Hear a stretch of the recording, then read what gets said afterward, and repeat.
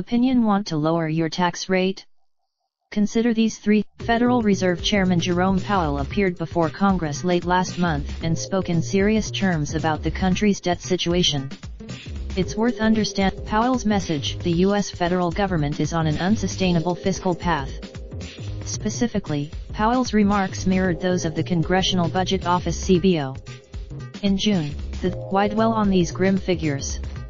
It's important to be clear. My goal isn't to worry you. If economic growth, for the most part, your tax bill in any given year is simply a function of your income. Yes, you can. 1.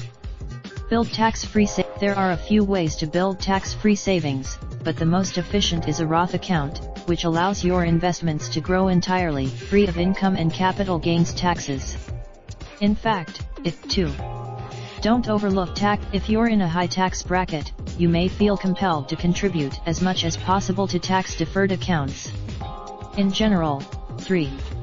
Remember estate tax. Following the 2017 rule changes, for most people, the exclusion of but keep in mind that, historically, estate tax rates have seen more frequent and more significant changes than income tax rates. It's entirely This column originally appeared on. It was published here. Adam M. Grossman's previous articles include, and Adam is the founder. Raindrop, drop top, smoking, no cooking the hot pot.